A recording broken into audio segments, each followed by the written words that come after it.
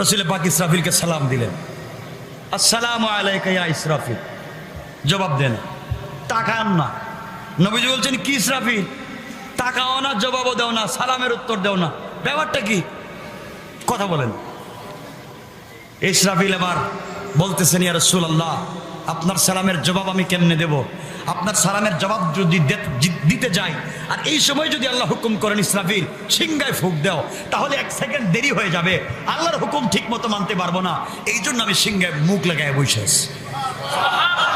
নবীজি বলছেন, ইসরাফিল সব মানছি, আমার বন্ধু এমন বন্ধু না যে আমারে দাওয়াত দিয়ে তার বাড়িতে আইনা কিয়ামত করে দিব।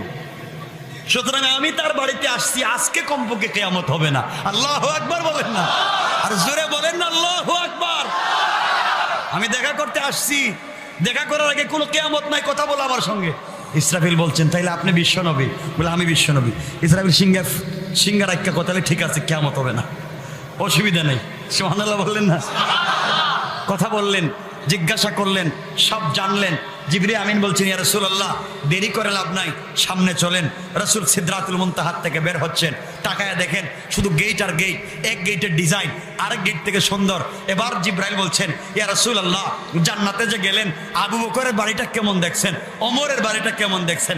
নবীজি বলছেন, আবু বকরের বাড়িটা আমার বড় ভালো লাগছে, সাগরের মধ্যখানে 6666 তলা বাড়ি, স্প্রিং দিয়ে বানানো, সাগরের নিচ দিয়া যায় নহর, মদের নহর, দুধের নহর, শরাবের নহর যাচ্ছে, আর বিল্ডিং হেলে দুলে করতেছে, কিন্তু পড়ে না, ভিতর থেকে কোরআনের তেলাওয়াত শোনা যায়। জিবরাইল বলছেন, ইয়া রাসূলুল্লাহ, আপনি জানেন না আবু বকর তো তার নাম যে প্রত্যেক রাত্রে একবার কোরআন খতম করে, সকালবেলা আরেকবার কোরআন খতম করে। আল্লাহ। এই দুনিয়ার জমিনে ভারতবর্ষের একজন বাদশা ছিলেন, যার নাম ছিল সুলতান নুরউদ্দিন মোহাম্মদ জাহাঙ্গীর। একজন বাদশার নাম সুলতান নুরউদ্দিন মোহাম্মদ জাহাঙ্গীর। তার জামানায় বিশাল বাদশা, বিশাল ক্ষমতার মালিক, গোটা ভারতবর্ষ, বলতে ভারত না, গোটা ভারত উপমহাদেশ তিনি শাসন করছেন। গোটা ভারত উপমহাদেশের বাদশা সুলতান নুরউদ্দিন মোহাম্মদ জাহাঙ্গীর, ক্ষমতা চলছে। হঠাৎ করে একদিন বসে আছেন রাজ সিংহাসনে, একজন বৃদ্ধা মহিলা হাজির।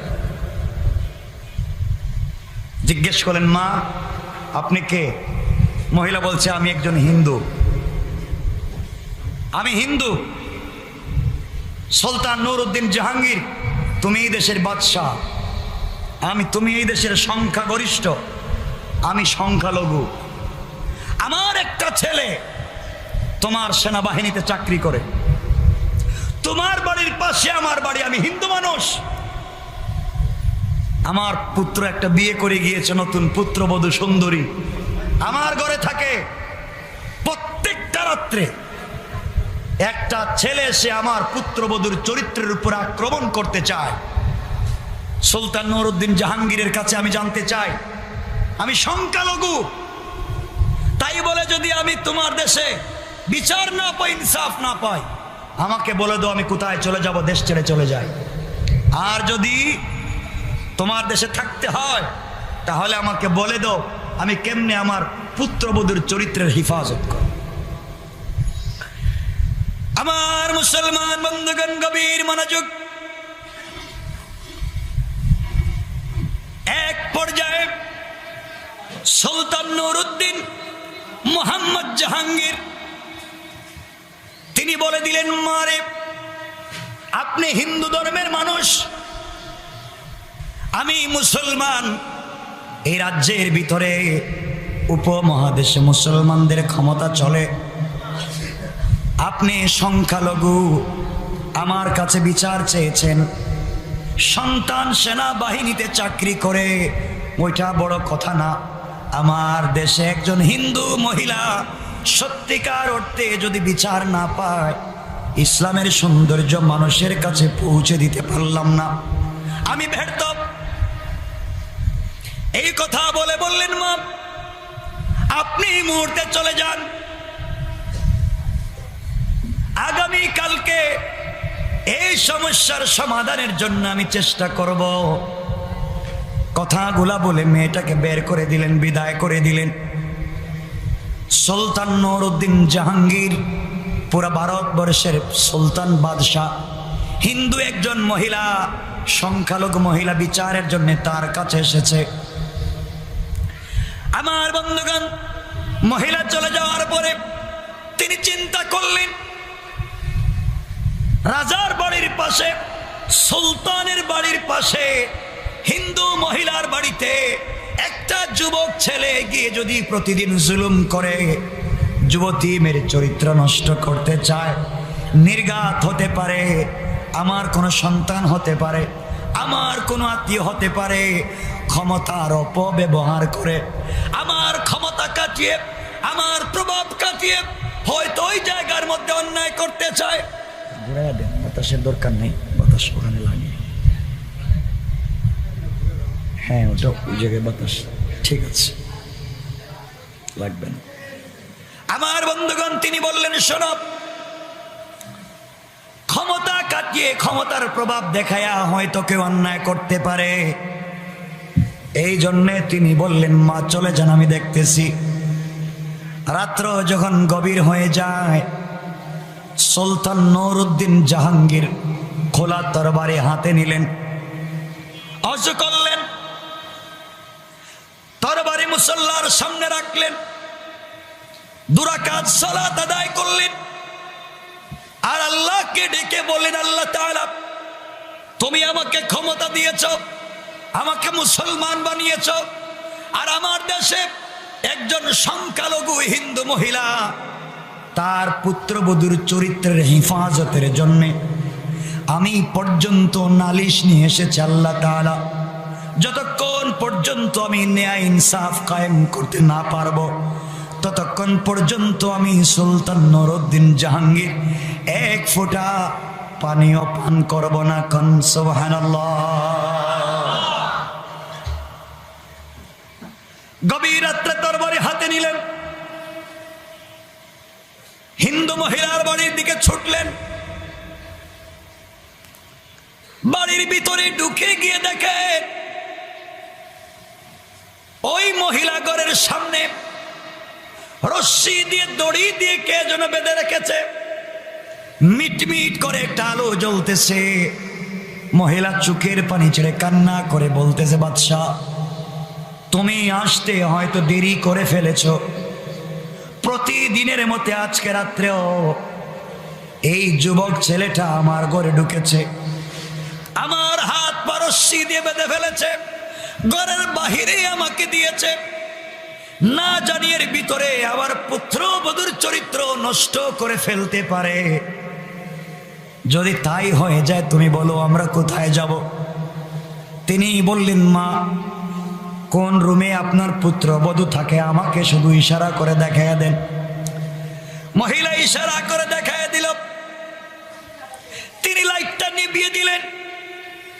আস্তে আস্তে করে তরবারি হাতে নিয়ে ঘরের কাছাকাছি পৌঁছে শুনতে পেলেন ঘরের ভিতর থেকে যুবতী কণ্ঠে বাঁচাও বাঁচাও করে আওয়াজ আসছে।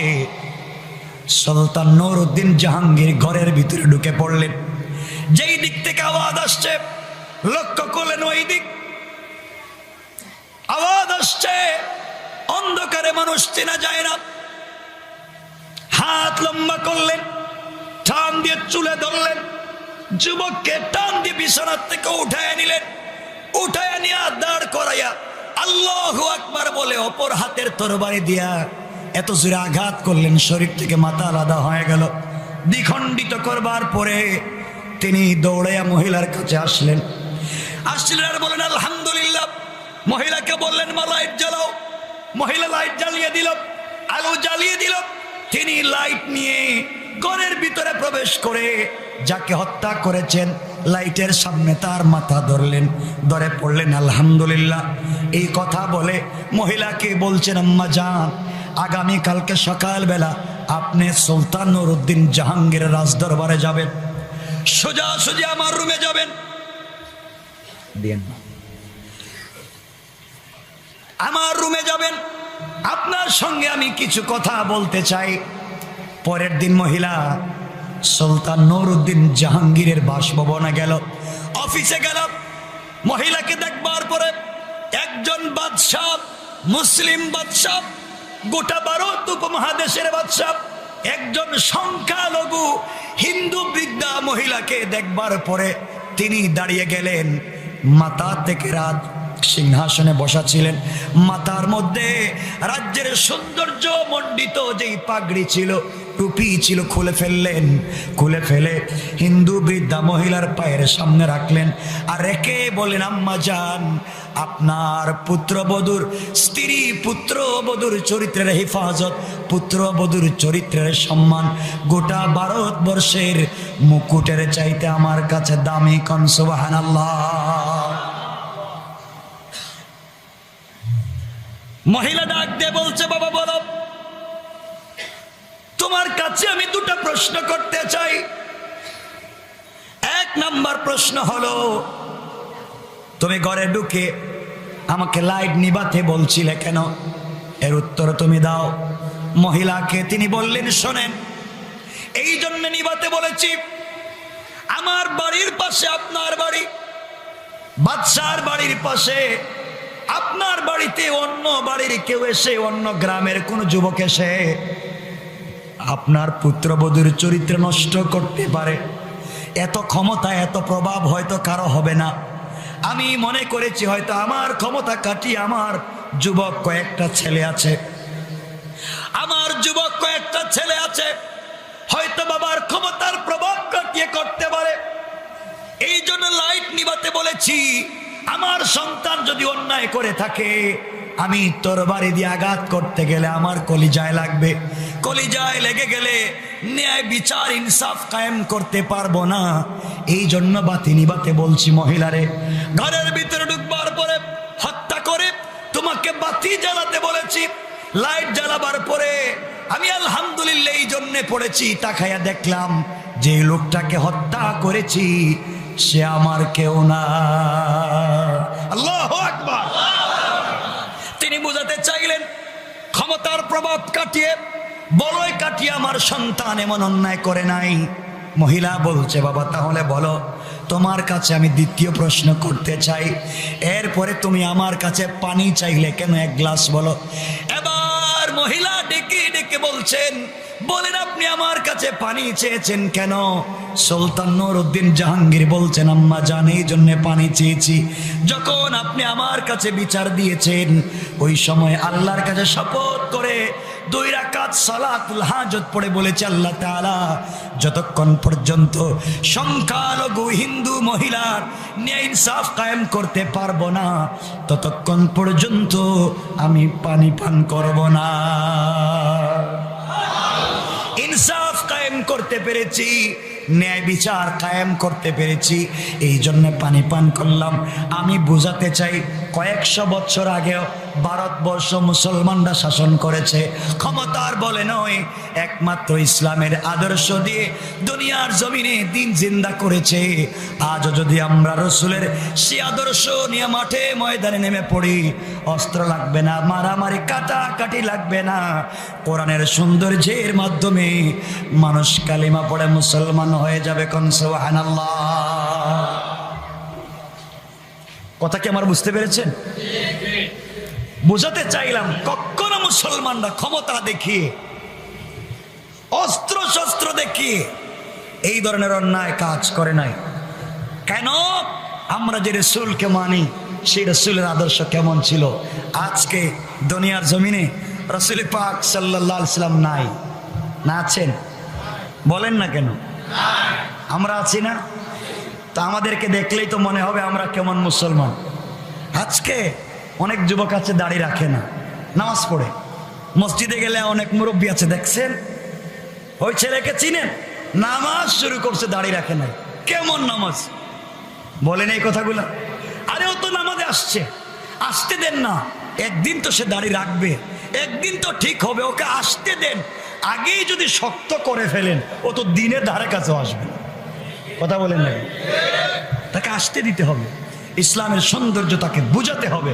আস্তে আস্তে দেখবেন, দেখছেন ও নামাজ পড়ে টুপি লাগায় না, প্যান্ট পরে, গেঞ্জি পরে, পাঞ্জাবি পরে না, এগুলো আপনি বলতে যাবেন কেন?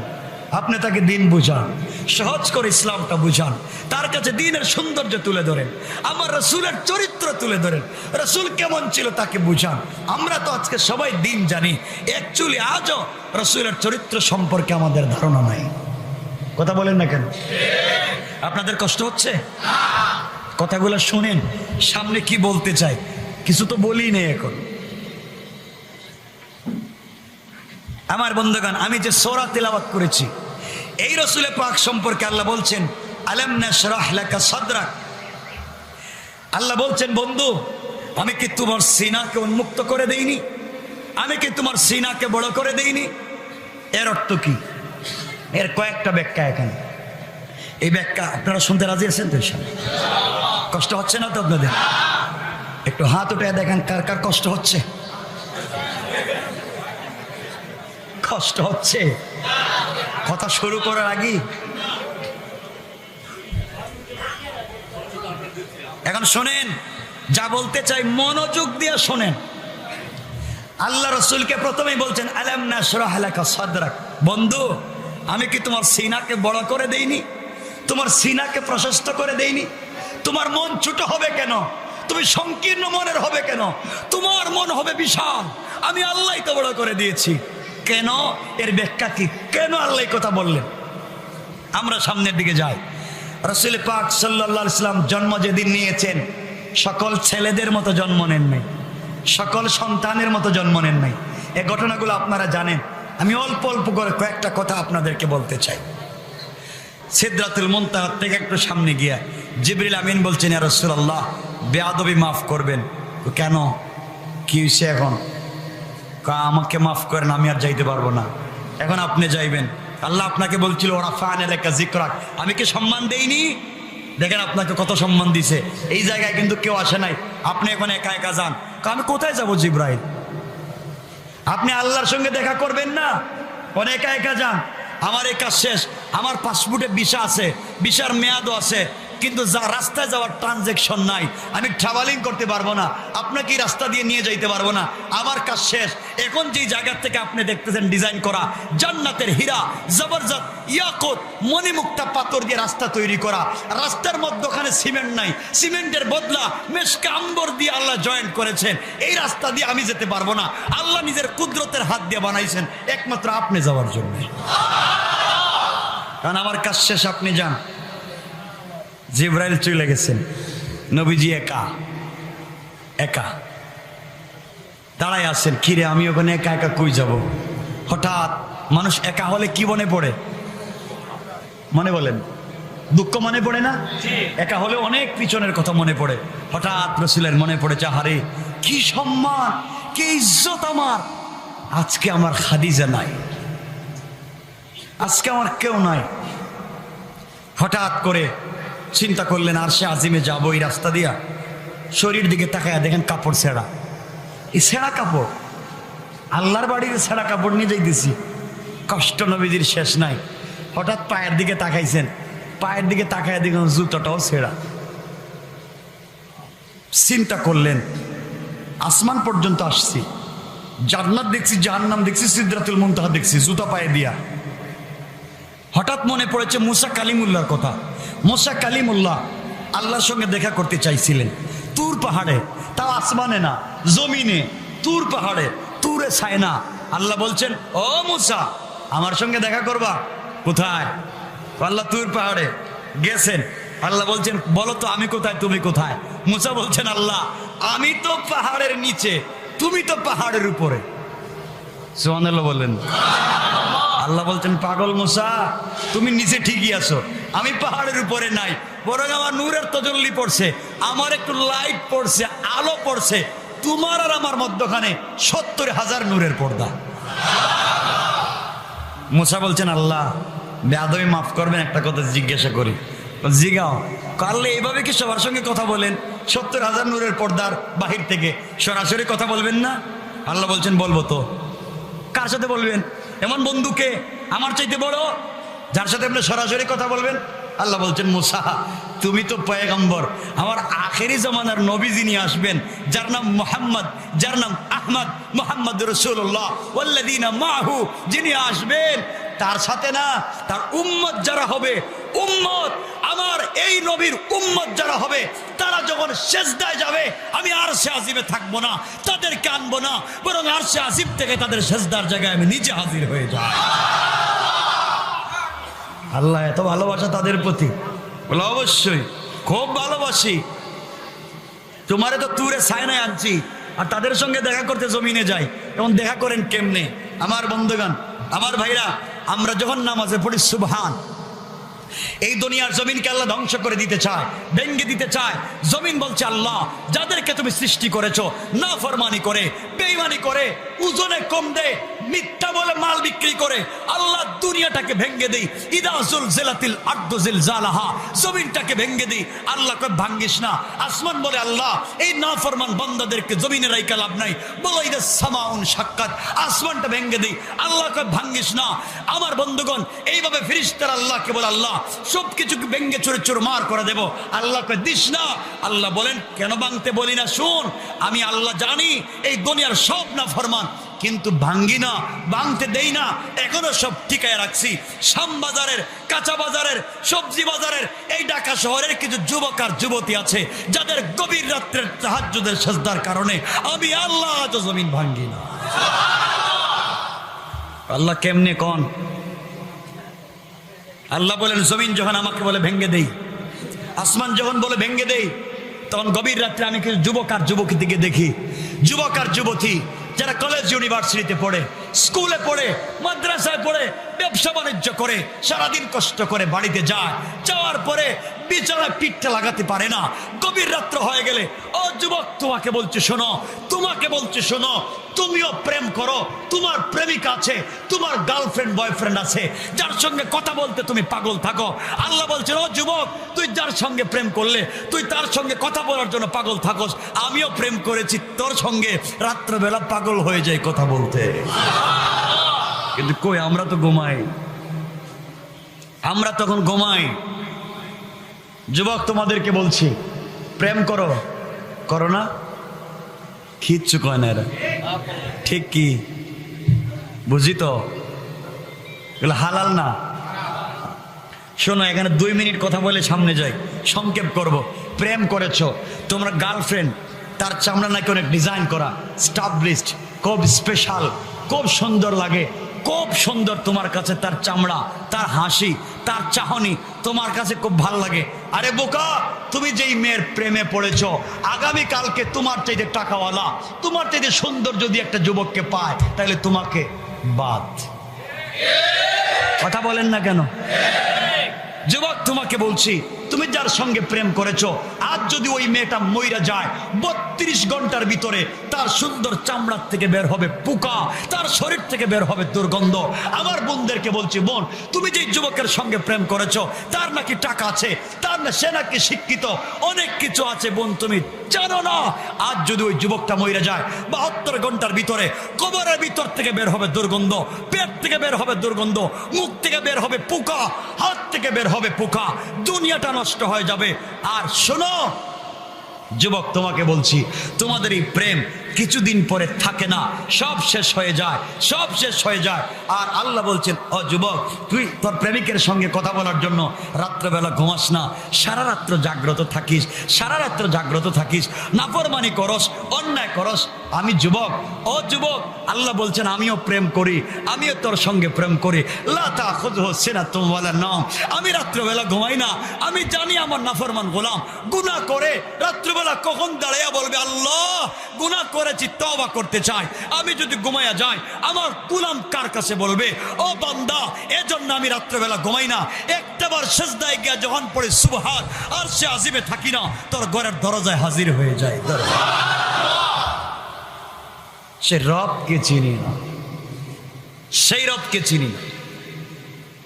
আমার বন্ধুগণ, যুবক তোমাকে বলছি, রব ঘুমায় না, রব ঘুমায় না। যখন আমরা পড়ি সুবহান, আল্লাহ বলেন সাব্বাহতানি, ফেরেশতারা বলে আল্লাহ সুবহানকে বলছে জানো, আল্লাহ বলে তোমরাই বলো। আল্লাহ এই যে গোলামটা বলছে সুবহান, আল্লাহ বলছেন আমারে দেখছে আমি পবিত্র। আল্লাহকে ফেরেশতারা বলেন না, আল্লাহ তোমাকে না দেখা বলছে তুমি পবিত্র। আল্লাহ বলেন সাব্বাহতানি, অবশ্যই আমি পবিত্র। আর যেই বান্দা আমাকে না দেখা সাক্ষ্য সাক্ষী দিল আমি পবিত্র, আমি আল্লাহ বলছি সাব্বাহতুকা, আমি আল্লাহ তাকে পবিত্র করে দিলাম। গোলাম যখন পড়ে আলা, আল্লাহ বলেন ফেরেশতারা কি বলছে? আল্লাহ আলা বলছে তুমি নাকি বড়। আল্লাহ বলেন আলাইতানি, অবশ্যই আমি বড়।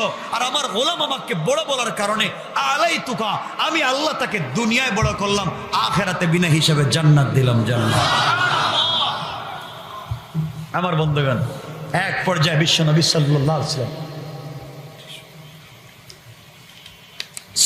ওয়াসাল্লাম এই উম্মতের কথাই আল্লাহ বলছেন।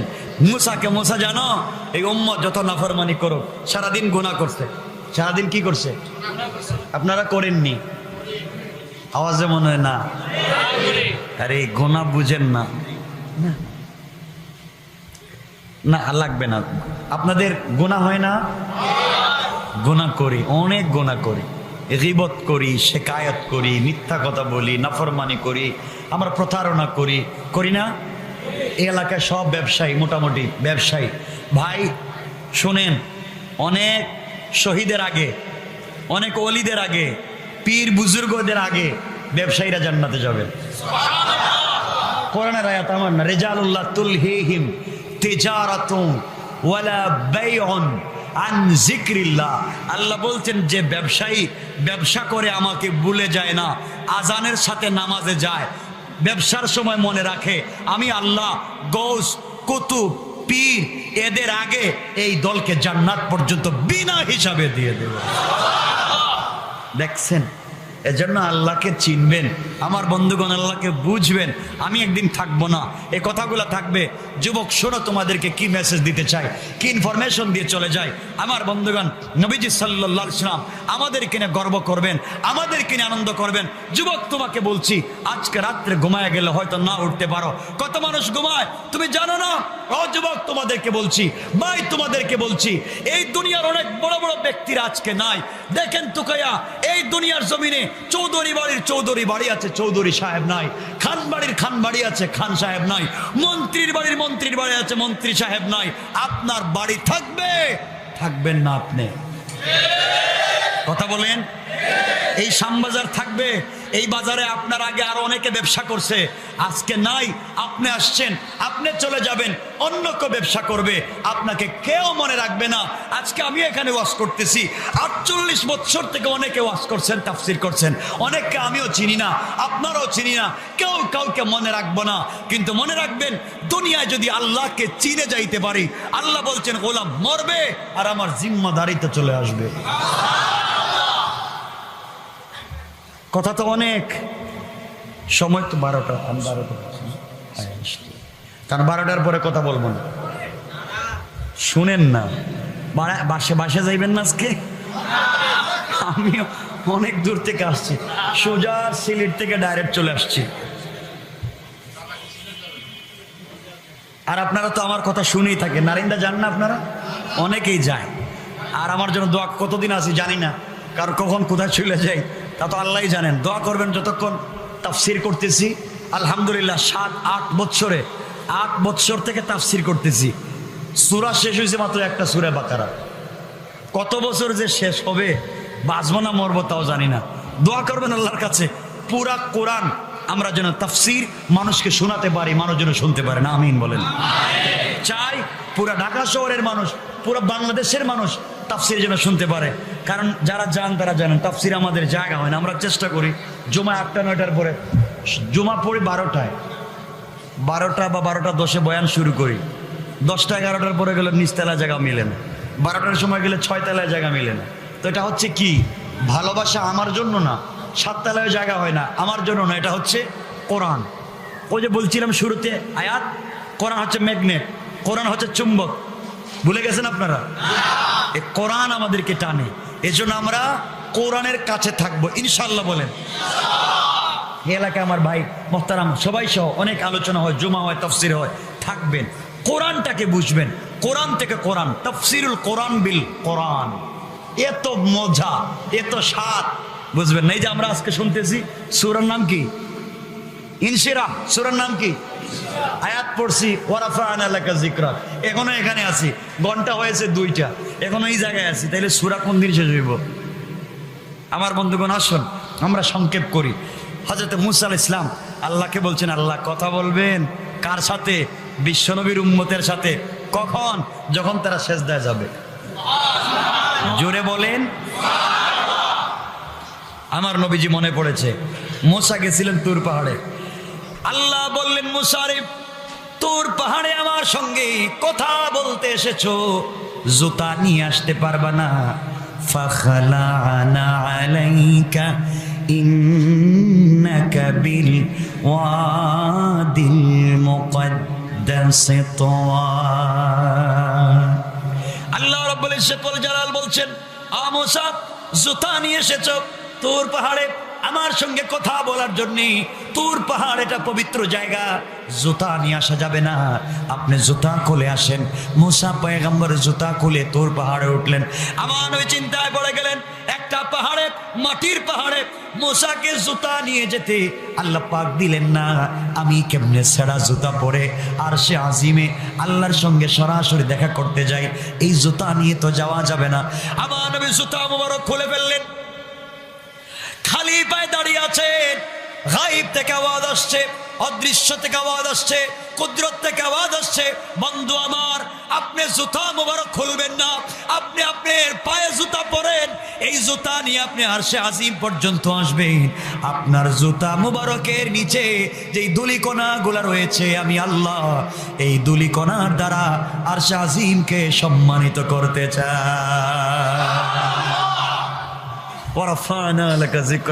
আল্লাহ বলছেন, বন্ধু, শুধু তোমাকে সম্মান দেই নাই, জুতার নিচের মাটিরও সম্মান দিস। কি সম্মান চিন্তা করেন।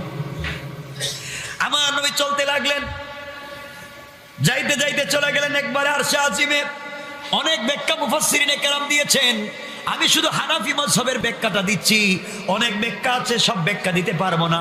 হানাফি মাযহাবের ব্যাখ্যা হলো, বিশ্বনবী পৌঁছে গেলেন, আল্লাহর সামনে পৌঁছে গেলেন, সামনাসামনি বসলেন। কোরআনে আল্লাহ বলছেন, ফাকাবা কাউসাইনি আও আদনা, ধনুকটাকে বাঁকা করলে যত কাছাকাছি আসে, মুখামুখি যখন বসলেন, একজন আরেকজনের সামনে বসলেন। আমার বন্ধুগণ, আল্লাহর সামনে বিশ্বনবী বসা, বিশ্বনবীর সামনে স্বয়ং আল্লাহ বসা। আল্লাহু আকবার বলেন। কেউ কথা বলেন না, বসে আছেন। এমন সময়ে কথা বলা শুরু করতে যাবেন, একজন আরেকজনের সঙ্গে কথা বলবেন। আল্লাহ রাব্বুল ইজ্জত ওয়াল জালাল বলছেন, বন্ধুরে, তোমাকে আমার বাড়িতে নিয়ে এসেছি, আমার বাড়িতে নিয়ে এসেছি। কি আনছো আমার জন্য? গিফট, উপহার, উপঢৌকন কি আনছো? বন্ধু বন্ধুর বাড়িতে গেলে হাদিয়া নেই, উপহার নেই, উপঢৌকন নাই। তুমি আমার জন্য দুনিয়া থেকে কি নিয়ে এসেছো? আল্লাহ রাসূল কি কিছু নিয়ে গেছেন নাকি? বিশ্ব নবী তো আমাদের মতো না, জ্ঞানী, হিকমত আল্লাহ দিয়েছেন। আল্লাহ রাব্বুল ইজ্জত ওয়াল জালাল কি বলছেন? আল্লাহ তাআলা, আপনি কি মনে করেছেন শুধু শুধু খালি আসছি? খালি আসি নাই, আপনার জন্য হাদিয়া নিয়ে আসছি। আল্লাহ বলছেন, বন্ধু কি নিয়ে আসছো দাও।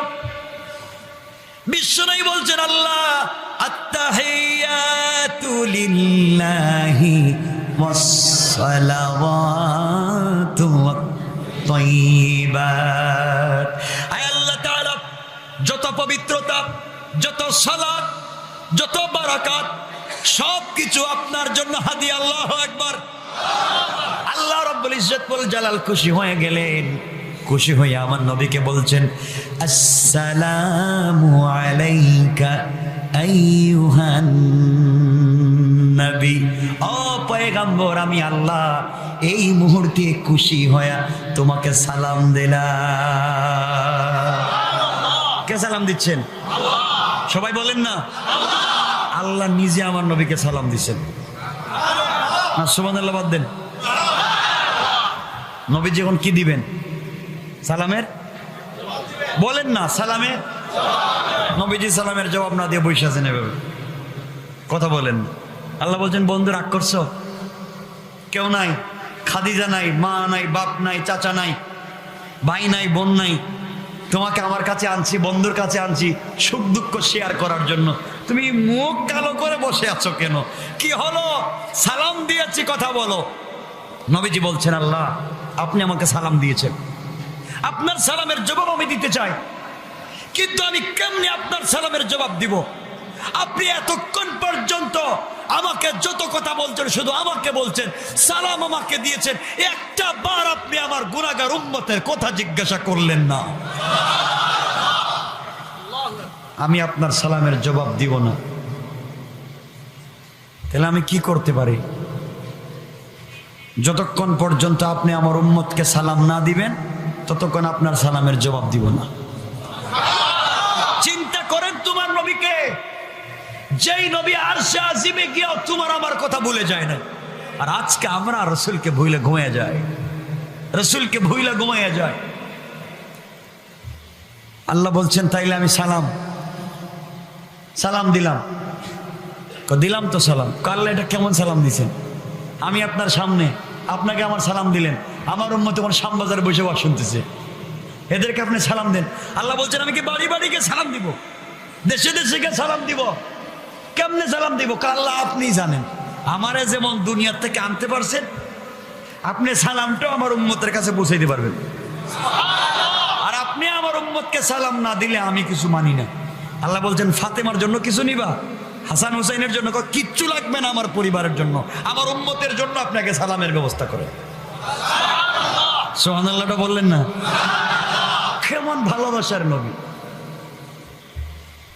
এবার আল্লাহ বলছেন তে সালাম দেই, বলে দেন। আল্লাহ পাক বলে যে আপনাকে দিলাম আসসালামু আলাইকা আইয়ুহান নবিয়্যু, আর আমি বললাম সবাইকে সালাম। করলে এটা না, তাহলে কেমনে? সামনাসামনি। সামনাসামনি কি সবাই এখন মেরাজ আনতে দিব?